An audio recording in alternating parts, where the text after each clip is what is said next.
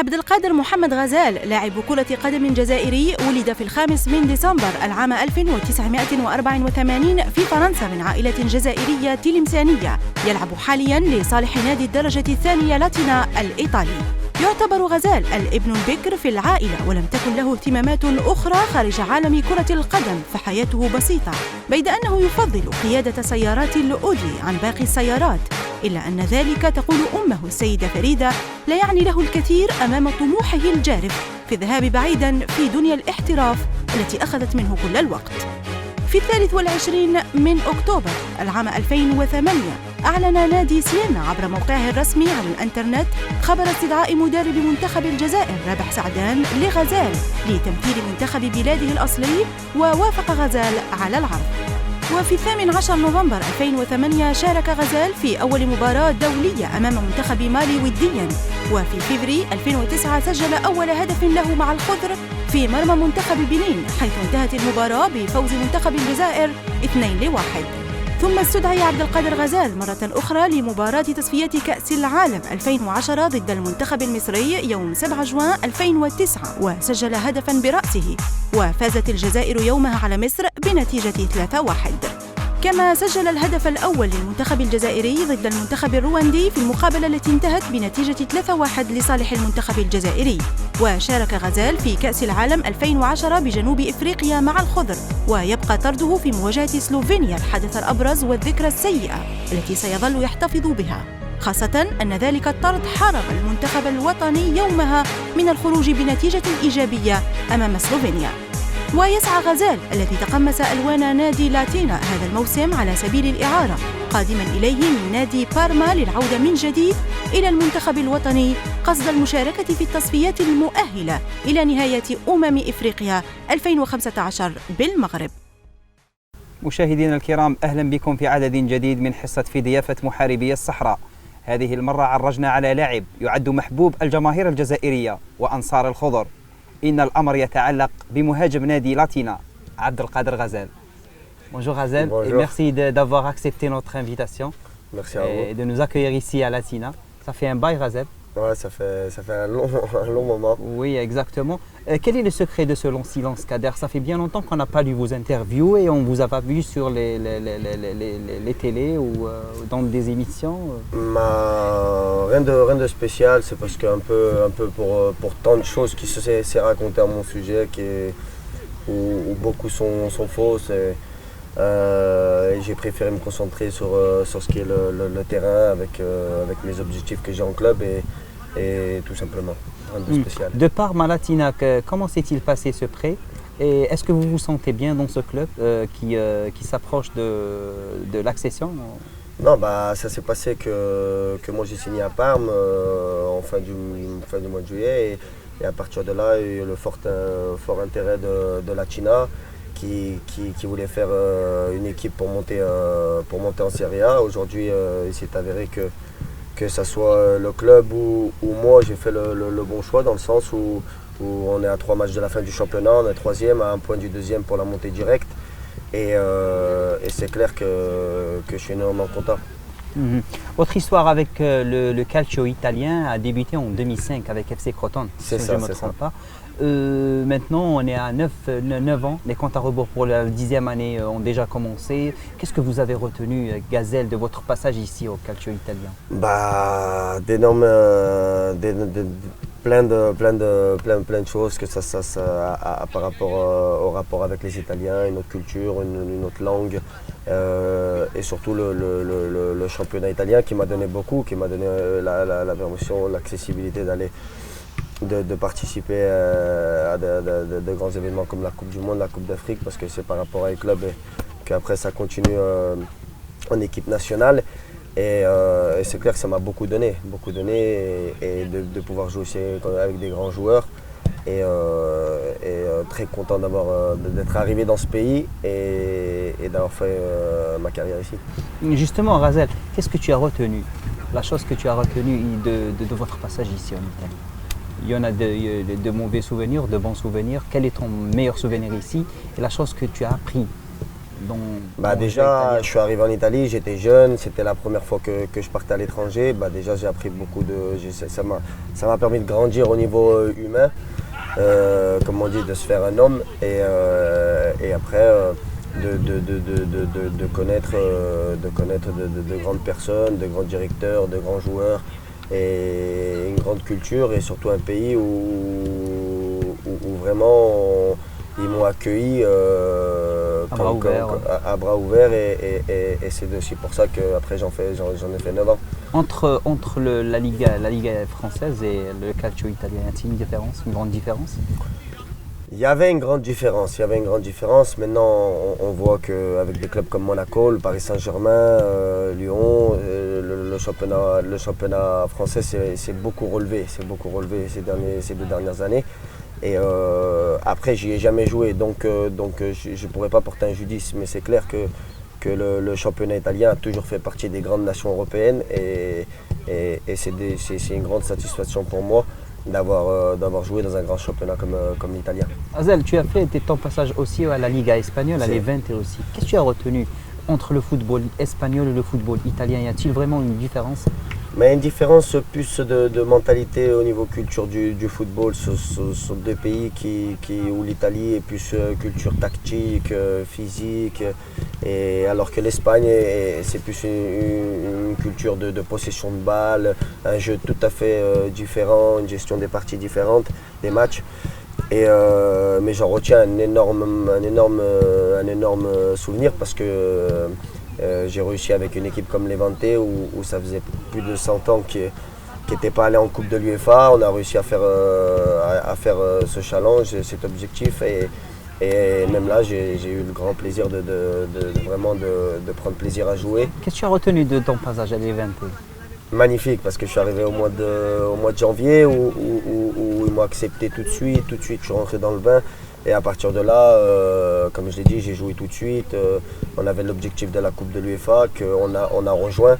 Et c'est clair que ça a été une énorme fête. Et encore aujourd'hui, je reçois des messages à travers les sites sociaux et tout, des supporters de Levante qui ont encore ce grand souvenir. Et c'est clair que c'est des bons moments. Le passage de Levante vous a permis de côtoyer le haut niveau et d'affronter les géants de la Liga, à savoir le FC Barcelone, le Real Madrid. Qu'est-ce que ça t'a fait de fait d'affronter ces équipes? Et quelle est la chose que tu as acquis lors de ton passage à Levante? Si tu veux, ça m'a pas fait.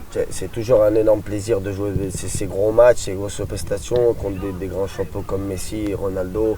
Mais du fait que j'arrivais de l'Italie, où même ici tu rencontres le Milan AC, l'Inter de Milan, avec les grands champions qu'il y avait. On va dire c'était un match comme quand j'ai pu rencontrer dans le championnat italien, et donc ça s'est super bien passé. Après Levante, c'est le retour à Parme, puis après le prêt à Latina. Pourquoi, Razel, tu n'as pas pu t'imposer à Parme? Qu'est-ce qui s'est passé à Parme? À chaque fois c'est le prêt.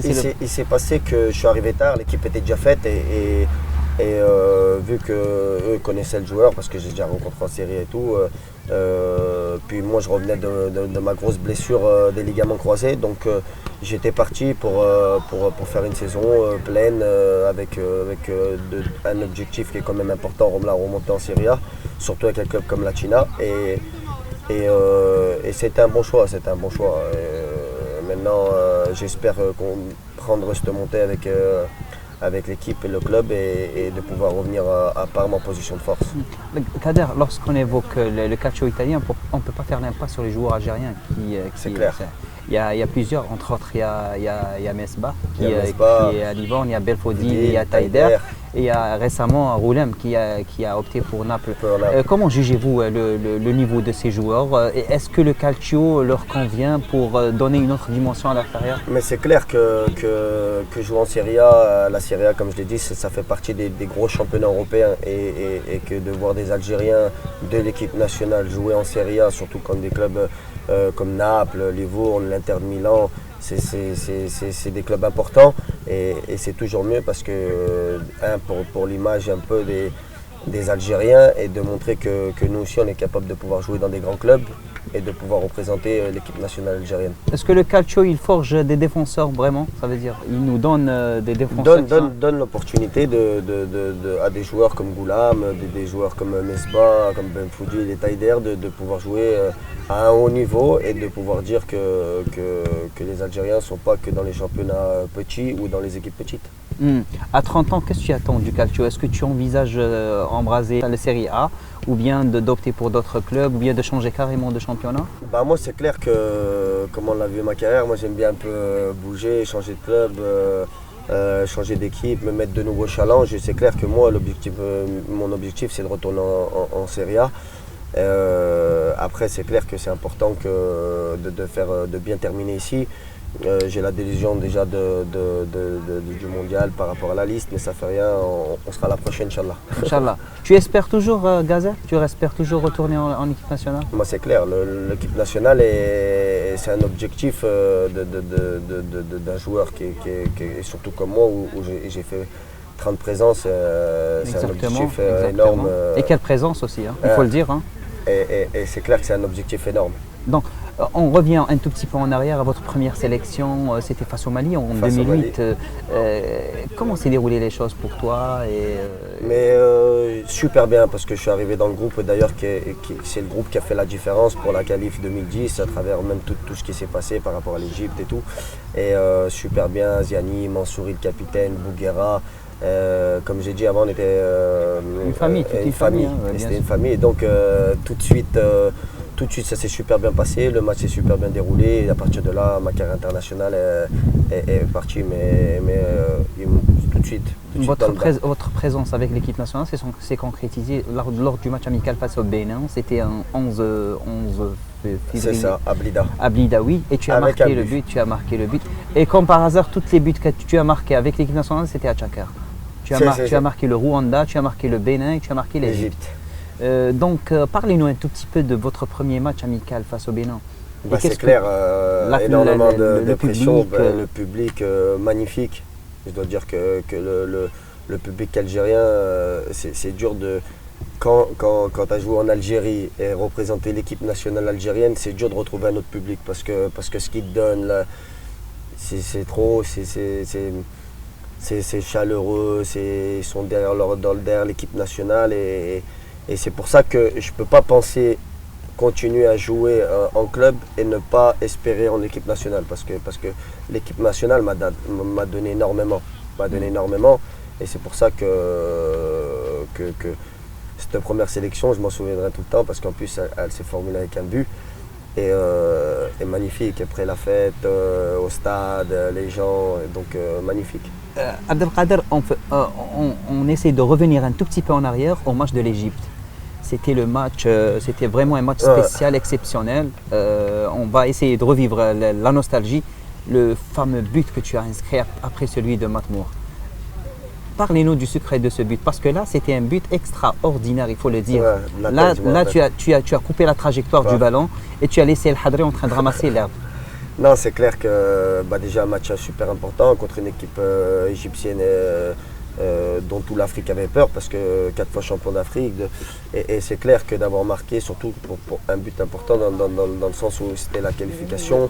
Et de là, en plus dans notre stade archi plein, à chanter tout le match et d'avoir marqué, c'est une grande fierté. Justement, après le match de l'Égypte, qu'est-ce que vous avez senti? Qu'est-ce que vous avez dit au fond de vous-même? Et c'était les éliminatoires de la Coupe du Monde. C'est ça. Déjà une grande fierté de pouvoir jouer pour mon pays. Donc déjà pour ça, il n'y a pas de prix.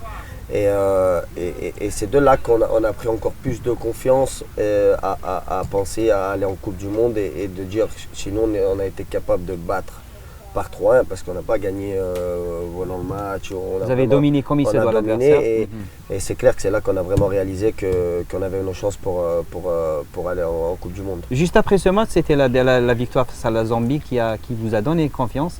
Et après, vous avez marqué votre 3e but, si je ne me trompe pas, c'était face au Rwanda. C'est le ça. match du 3-1. Le C'était match à du 3-1. Tchaker toujours. Ouais. Mais c'était une victoire qui nous a mis dans l'embarras parce que Ok. là, on devait aller en Égypte pour ramener la qualif. La qualif. Et là, c'était le calvaire au Caire. Non, c'est clair Racontez-nous un tout que petit peu, Kader, du calvaire. l'expérience du Caire, je pense qu'elle est magnifique et en faisant ce qu'ils ont fait juste que encore plus nous motiver. Encore plus nous motiver. Qu'est-ce et qui s'est passé lors du caillassage du bus, Kader? on est resté. Qu'est-ce qui s'est passé? C'est passé tellement vite. Le caillassage du bus et tout, mais Il y en a même des joueurs qui se sont cachés dans les toilettes. c'est un peu partout. Tout le monde a essayé de se mettre à l'abri comme on a pu, mais ça a renforcé encore plus l'équipe et c'est de là qu'on a fait le gros match au Caire dans un stade important contre une équipe nationale forte et le fameux match au Soudan Doumdorman, oui. où on est parti en Coupe du Monde.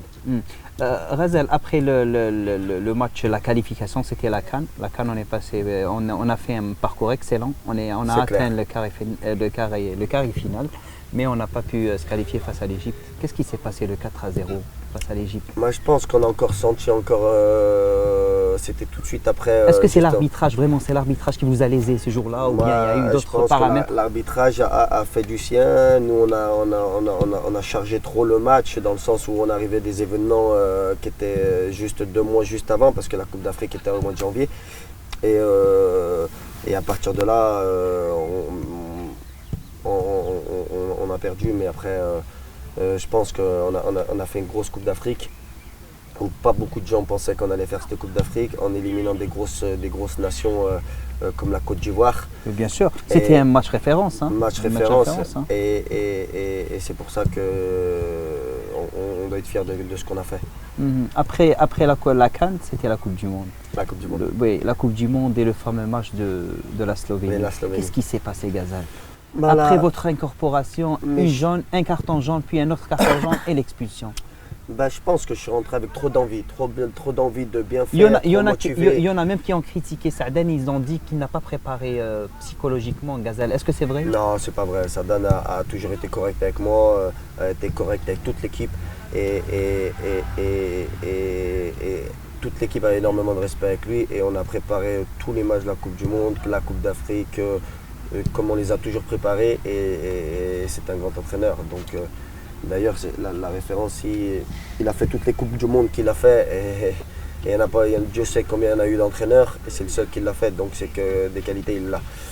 Après votre expulsion, comment ça a été? Ça veut dire, je tu as me essayé sentais- Je me de... sentais mal à l'aise parce que quand tu laisses ton équipe nationale où durant 2 ans, tu t'es sacrifié pour aller à la Coupe du Monde et arriver à la Coupe du Monde, tu prends un rouge un rouge stupide, parce qu'à la fin c'est un rouge stupide, mais c'était trop d'envie de gagner le match, trop d'envie de bien faire et comme j'ai dans l'habitude de toujours tout donner, j'ai eu ce fort réflexe qui m'a coûté le deuxième carton jaune en prenant le rouge et déçu parce que c'est un match primordial de qualif. Et tu Il laisses nous a ton privé équipe de la à 10, qualification. Hein. et c'est clair que mais toute Même l'équipe. en ratant l'Angleterre, t'as pas regretté de voir vos amis sur le terrain? C'était votre énormément, match, hein. énormément. Mais après, c'est des sensations que sur le terrain, tu contrôles pas, tu es là. Mais toute l'équipe, l'entraîneur a me donné la main, c'est pas grave. Ça Il y en a arrive. même qui ont dit que Razel a fait de grosses bêtises dans le vestiaire après son expulsion. C'est-à-dire grosse bêtise. Il a cassé des vitres dans les vestiaires ou quelque chose comme ça. Non, j'ai mis des coups dans les sacs, j'ai jeté les bouteilles, mais parce que c'est la délusion, Oui, exactement. c'est l'énervement de tant d'années de sacrifice pour arriver à la Coupe du Exactement. Monde. Et voilà quoi. Qu'est-ce que tu as retenu de la Coupe du Monde? Et qu'est-ce que ça t'a fait de ne pas jouer le match des États-Unis aussi? Non, le match des États-Unis, je suis rentré. J'ai joué, c'est l'Angleterre que j'ai pas joué. Plutôt c'était l'Angleterre. Puis après L'Angleterre est une grosse déception parce que tu joues pas le match gros clé contre une grande nation, nation. une grande nation de football, ouais. et la Coupe du Monde, ça reste la Coupe du Monde. Ouais. C'est le rêve de tout grand. Et qu'est-ce qui s'est passé face aux États-Unis? Aux États-Unis, On était bien en place, on a fait un match plein, mais on s'est écroulé dernière minute. Non? on a rencontré une équipe nationale parce qu'en Coupe du Monde, il n'y a pas de petite équipe nationale et tout le monde est là à représenter son pays, donc il donne le maximum.